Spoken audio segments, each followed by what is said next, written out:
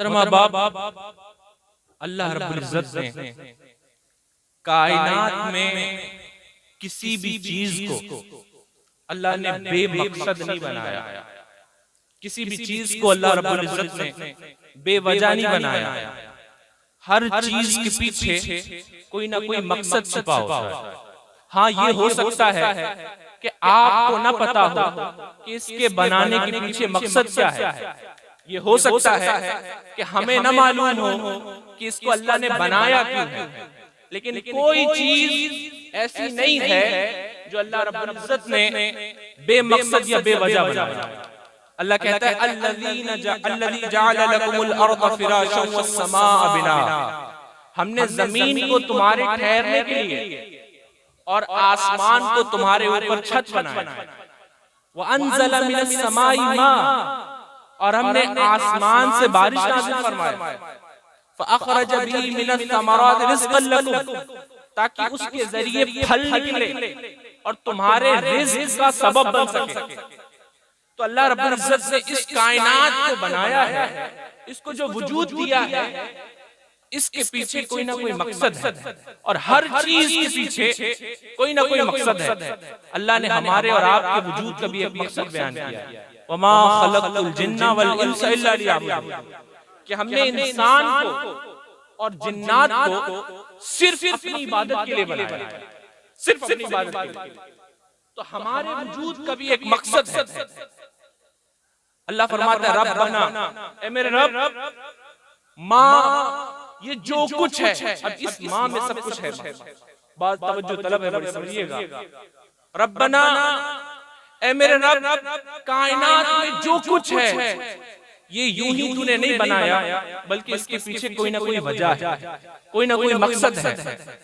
तो जब कायनात के हर चीज के पीछे कोई ना कोई मकसद है, कोई ना कोई वजह है, तो दीन इस्लाम को भेजने, कुरान मजीद को उतारने और अपने हबीब अलैहिस्सलाम को भेजने का भी कोई ना कोई तो मकसद होगा। अल्लाह ने नबी अलैहिस्सलाम को भेजा, कुरान उतारा, अपने दीन को भेजा, इसके पीछे क्या मकसद है? अल्लाह फरमाता है फला व रब्बिका ला युमिनून हत्ता युहक्किमुका, महबूब तुम्हारे रब की कसम, कोई उस वक्त तक मोमिन नहीं हो सकता जब तक कि आपको न मान ले, क्योंकि कायनात के वजूद का मकसद आप है। मेरे आका सल्लल्लाहु अलैहि वसल्लम के बारे में फरमाया इन्ना अरसलनाका शाहिदन व मुबश्शिरन व नज़ीरा, हमने कायनात को इसलिए बनाया है ताकि लोग अल्लाह और उसके रसूल पर ईमान लाएं। अब सवाल ये होता है कि ईमान क्या है? तो ईमान की एक डेफिनेशन कुरान में अल्लाह ने बयान कर दी कि कुल्लु आमना बिल्लाहि व मलाइकतिही व कुतुबिही व रसूलिही, क्या हम अल्लाह को मानते हैं, उसकी किताबों को मानते हैं, उसके रसूलों को मानते हैं, लेकिन ईमान की असल क्या है? तो उस असल को अल्लाह बयान फरमाता है फला व रब्बिका, तुम्हारे रब की कसम, ला युमिनूना, कोई मोमिन नहीं हो सकता हत्ता युहक्किमुका, जब तक कि आपको कायनात के हर एक से बढ़कर के आपसे मोहब्बत न करें। अब आप गौर करें कुरान मजीद की इस आयत में कि अल्लाह रब्बुल इज्जत वजूद कायनात का मकसद, दीन इस्लाम को भेजने का मकसद बयान फरमा रहा है कि हमने दीन भेजा इसलिए है कि लोग अल्लाह को माने, अल्लाह के रसूल को माने।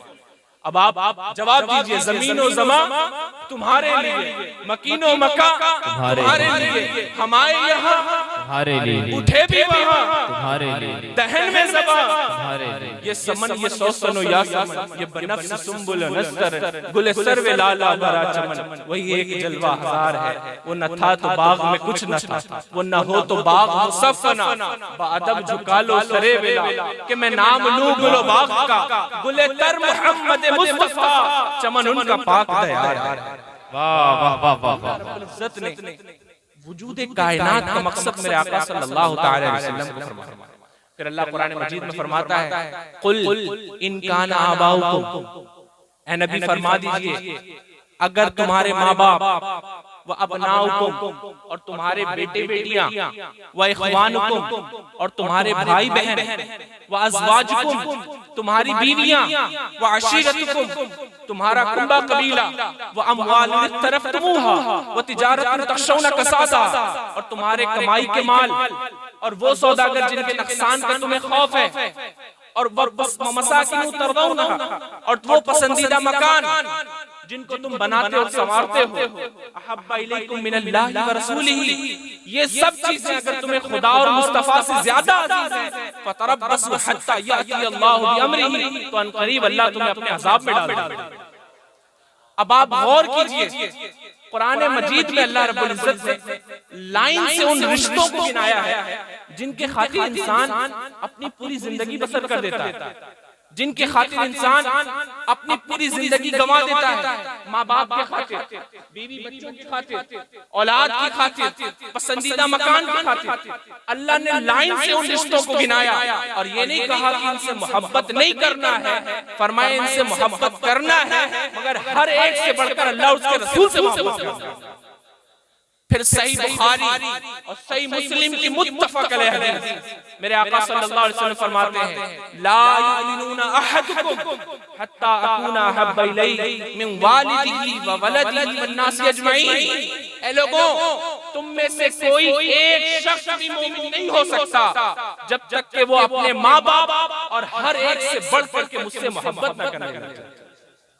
तो हुजूर अलैहिस्सलातु वस्सलाम की मोहब्बत ये ईमान है। फिर आप तवज्जो दीजिए, कुरान मजीद की जो आयत मैंने पढ़ी, इसमें अल्लाह रब्बुल इज्जत ने फरमाया अहब्बा, अल्लाह की मोहब्बत और उसके रसूल की मोहब्बत। अल्लाह रब्बुल इज्जत ने इस आयत में इन दोनों को अलग अलग नहीं गिनाया, ये नहीं कहा अल्लाह की मोहब्बत अलग है, रसूल की मोहब्बत अलग है, अल्लाह एक साथ गिना रहा है। अल्लाह रब्बुल इज्जत अपने महबूब अलैहिस्सलाम की मोहब्बत को एक साथ बयान फरमा रहा है, ताकि किसी के जहन में ये ख्याल न आए कि रसूल की मोहब्बत अलग है, खुदा की मोहब्बत अलग है। फरमाया कुल इन कुंतुम तुहिब्बूनल्लाह, ए लोगों अगर तुम चाहते हो कि अल्लाह के करीब हो जाओ, फत्तबिउनी युहिब्बुकुमुल्लाह, तो मेरे मुस्तफा के चौखट पर आ जाओ, अल्लाह तुम्हें अपना करीब कर लेगा। तो किसी के दिल में ये ख्याल न आए कि रसूल की मोहब्बत अलग है और खुदा की मोहब्बत अलग है। सुलह हुदैबिया के मौके पर सहाबा हुजूर अलैहिस्सलातु वस्सलाम के हाथ में बैत दे रहे थे। तवज्जो दीजिएगा, मैं कुरान पढ़ रहा हूँ। सुलह हुदैबिया के मौके पर सहाबा रसूल खुदा के हाथ में हाथ दे रहे थे। अल्लाह फरमाता इन्नल्लज़ीना युबायिऊनका इन्नमा युबायिऊनल्लाह, महबूब ये आपके सहाबा जो आपके हाथ में हाथ दे रहे हैं, ये तो अल्लाह ही के हाथ में हाथ दे रहे हैं। यदुल्लाहि फौका अयदीहिम, इनका हाथ अल्लाह के हाथों में। बाज लोग कहते हैं कि सुन्नी जो है अहले सुन्नत वो खुदा और मुस्तफा को मिला देते हैं। आप बताएं खुदा ने अपने महबूब को जुदा कब किया था जो हम मिलाएं? अल्लाह रब्बुल इज्जत ने आपको एक नुक्ते की बात बताऊं, बहुत अहम इल्मी पॉइंट है। आप कुरान मजीद में पूरा कुरान उठा करके देखिए, कोई ऐसा हुक्म नहीं है, कोई ऐसी जगह नहीं है सिर्फ इबादत के कि अल्लाह पाक ने इबादत में अपने आप को तन्हा रखा है। उसके अलावा कोई ऐसी जगह नहीं है जहां अल्लाह रब्बुल इज्जत ने अपने हबीब अलैहिस्सलाम को अपने साथ मिलाया। कोई ऐसी जगह नहीं सिवाय इबादत। इबादत सिर्फ हम अल्लाह रब्बुल इज्जत की करते हैं, उसके अलावा किसी की नहीं करते। पूरे कुरान मजीद में आपको बता रहा हूं, लोग कहते हैं कि ये लोग अल्लाह रसूल को मिला देते हैं। पूरे कुरान में अल्लाह रब्बुल इज्जत ने मानने का हुक्म दिया, पैरवी का हुक्म दिया। अब ये तवज्जो की बात है, अल्लाह रब्बुल इज्जत फरमाता है अतीउल्लाह व अतीउर रसूल, अल्लाह को मानो, अल्लाह के रसूल को मानो। पूरे कुरान में आप देखेंगे, पूरे कुरान में कोई एक आयत भी ऐसी नहीं है जिसमें अल्लाह ने सिर्फ अपने आप को मानने को कहा, तन्हा अपना जिक्र किया। जहां कहा अतीउल्लाह, साथ कहा अतीउर रसूल, अल्लाह को मानो, अल्लाह के रसूल को मानो, तन्हा अपना जिक्र नहीं किया। पूरे कुरान में कोई एक आयत भी ऐसी नहीं है जिसमें अल्लाह ने सिर्फ अपने आप को मानने को कहा, सिर्फ एक का जिक्र किया। और अगर जब जिक्र किया तो सिर्फ रसूल का जिक्र किया। तन्हा एक जिक्र नहीं किया, अपना नाम नहीं लिया कि सिर्फ मुझे मानो। मानने की जब बात की तो दो को मानने की बात की कि अल्लाह को मानो, अल्लाह के रसूल को मानो। लेकिन जब सिर्फ एक को मानने की बात की तो कहा अतीउर रसूल, मेरे मुस्तफा को मानो। इसलिए मैं युतीउर रसूल फक़त अल्लाह, जो मेरे मुस्तफा को मानता है वो अल्लाह ही को मानता है। तो अल्लाह रब्बुल इज्जत ने उनको जुदा ही कब किया था? अल्लाह ने उन्हें अलग ही कब किया था? अभी मुझसे थोड़ी देर पहले किसी ने कहा, एक शख्स ने कहा है माज़अल्लाह कि जब अल्लाह की तौहीद का बयान होगा, यानी तौहीद जब बयान करेंगे तो रसूल की गुस्ताखी होगी ही होगी, माज़अल्लाह रब्बिल आलमीन। यानी जब अल्लाह के एक होने के बारे में बात होगी तो रसूल की गुस्ताखी होगी ही होगी। कुरान मजीद में सूरह इखलास में अल्लाह रब्बुल इज्जत ने अपनी तौहीद का ऐलान बहुत मुख्तसर मगर बहुत जामे अंदाज में फरमाया। अब आप तवज्जो दीजिएगा, अल्लाह फरमाता है कुल हुवल्लाहु अहद, ए नबी फरमा दीजिए अल्लाह एक है, अल्लाहु समद, वो किसी का मोहताज नहीं है, लम यलिद वलम यूलद, ना उसका कोई बाप है ना उसका कोई बेटा, वलम यकुल लहू कुफुवन अहद, और ना ही उसके कोई बराबर। अब इस सूरत में बात किसकी चल रही है? अल्लाह रब्बुल इज्जत, तौहीद का सब्जेक्ट है ये। अब बताइए आप कि पूरे सूरे में कहीं रसूल का नाम आया, कहीं रसूल का जिक्र हुआ पूरे सूरे में? उस शख्स के सवाल को याद रखिएगा, उसने क्या कहा था कि अगर अल्लाह के एक होने के बारे में बात करेंगे तो अल्लाह रसूल की गुस्ताखी होगी ही होगी। इस पूरे सूरे में अल्लाह अपने एक होने के बारे में बात कर रहा है, लेकिन आप बताएं कहीं रसूल का जिक्र हुआ? नहीं हुआ। लेकिन अगर तवज्जो से पढ़े तो आप देखें अल्लाह कहता है कुल हुवल्लाहु अहद, ए नबी आप फरमा दीजिए अल्लाह एक है। अल्लाह खुद भी तो कह सकता था, अगर खुद कहता तो क्या नहीं मानते? तो अल्लाह तो अपनी तौहीद का ऐलान भी वसीले मुस्तफा से कर रहा है। अल्लाह तो अपने बारे में भी रसूल के वसीले से बयान फरमा रहा है। इसके पीछे वजह क्या है जानते हैं? कोई भी खबर को मानने से पहले मुखबिर को माना जाता है। मिसाल के तौर पर आप बलरामपुर नहीं गए हैं और ना आप बलरामपुर से ताल्लुक रखते हैं, मैं आपको बताऊं कि बलरामपुर में लोग हवा में परवाज करते हैं। तो आप मेरे इस खबर पर कब यकीन करेंगे? इस खबर पर जब आप पहले मुझ पर यकीन करेंगे, जब आप पहले मुझे सच्चा मानेंगे। तो जब तक के मुखबिर को ना माना जाए, खबर को सच्चा नहीं माना जाता। अल्लाह अपने तौहीद की खबर दे रहा है, अल्लाह अपने तौहीद का ऐलान फरमा रहा है। खबर खुद नहीं दे रहा बल्कि मुस्तफा से दिलवा रहा है, ताकि महबूब कोई मुझे माने इससे पहले आप। अब आप तवज्जो दीजिए, कुरान अपने हबीब अलैहिस्सलाम से मोहब्बत का किस कदर इजहार फरमाया है। कुरान अगर आप उठा के देखें और इश्क की निगाहों से पढ़ें तो हर आयत में आपको हुजूर अलैहिस्सलाम की ताज़ीम, हुजूर की मोहब्बत नजर आएगी। बाज लोग ये भी एतराज करते हैं वो वक्त कम है।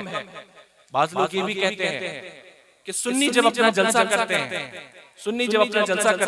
तो सिर्फ रसूल की नात पढ़ी जाती है, सिर्फ रसूल का ही जिक्र होता है।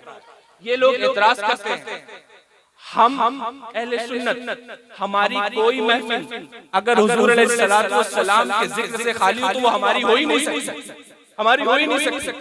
हम हुजूर का जिक्र करते हैं इसलिए कि ये उसूल हमें किसी और ने नहीं बल्कि कुरान ने दिया। अब उसकी दलील क्या है? मैं आपको तवज्जो दिलाना चाहता हूं। कुरान मजीद में अल्लाह रब्बुल इज्जत ने दो सेंटेंस से लोगों को एड्रेस किया है, मुखातब किया है। दो है, एक है या अय्युहन नास। अल्लाह रब्बुल इज्जत जब किसी को मुखातब करता है तो या अय्युहन नास कहकर मुखातब करता है, और दूसरा है या अय्युहल लज़ीना आमनू। तो या अय्युहन नास में सब आ जाते हैं, काफिर भी आते हैं, मोमिनीन भी आते हैं। 10 मरतबा या अय्युहन नास कहकर मक्का में खिताब किया है और 10 मरतबा मदीना में।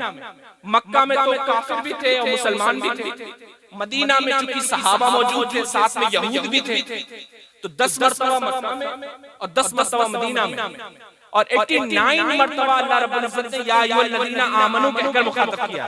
कितनी मरतबा? 89 मरतबा, 89 मरतबा। 79 मरतबा और 20 मरतबा या अय्युहन नास कहकर मुखातब किया। अब मैं आपको इसकी हिकमत समझाना चाह रहा हूं। या अय्युहन नास इसका मतलब हुआ ए तमाम लोगों, यानी ए मोमिनीन और काफिरीन सब शामिल हैं उसमें, ए तमाम लोगों। तो जब अल्लाह ने या अय्युहन नास कहकर पुकारा तो उसके ऑडियंस सब थे, मोमिनीन भी थे और काफिरीन भी थे। तो जब अल्लाह ने या अय्युहन नास कहकर पुकारा तो जानते हैं अल्लाह ने क्या बात की। जब मुखातब किया तो अल्लाह ने क्या बात की? अल्लाह ने अपने वहदानियत की बात की, हश्र और नश्र की बात की, जन्नत और दोज़ख की बात की, क़यामत की बात की, मलाइका की बात की, रसूल की मोहब्बत और रसूल की अज़मत, रसूल की ताज़ीम की अभी बात नहीं फरमा रहा। जब या अय्युहन नास कहकर मुखातब किया तो क़यामत की बात, जन्नत और दोज़ख की बात, हश्र और नश्र की बात और 89 मरतबा या अय्युहल्लज़ीना आमनू कहकर मुखातब किया। तो जब मोमिनीन और काफिरीन सबको मुखातब किया तो क़यामत की बात की, हश्र और नश्र की बात की, जन्नत और दोज़ख की बात की। लेकिन जब सिर्फ मोमिनीन को खिताब किया, सिर्फ मोमिनीन को कहा या अय्युहल्लज़ीना आमनू, 79 मरतबा या अय्युहल्लज़ीना आमनू कहा। तो जब ये या अय्युहल्लज़ीना आमनू कहा, मोहब्बत मुस्तफा की बात की है, तो मैं मुस्तफा की बात की है, मोहब्बत मुस्तफा की बात। या अय्युहल्लज़ीना आमनू ला तरफ़ऊ अस्वातकुम फ़ौक़ सौतिन नबी, ऐ ईमान वालो मेरे मुस्तफा की आवाज से अपनी आवाज ऊंची न करो। अदब मुस्तफा की बात कर रहा है। या अय्युहल्लज़ीना आमनू सल्लू अलैहि व सल्लिमू तस्लीमा, ऐ ईमान वालो मेरे महबूब पर दुरूद भेजो, सलाम भेजो। या अय्युहल्लज़ीना आमनू ला तक़ूलू राइना क़ूलू उन्ज़ुरना, ऐ लोगों मेरे मुस्तफा की बारगाह का अदब सीखो, उनकी बारगाह में आज से राइना न कहना बल्कि कहना क़ूलू उन्ज़ुरना, आज से कहना या रसूलुल्लाह हमारे ऊपर नजर करम फरमाए।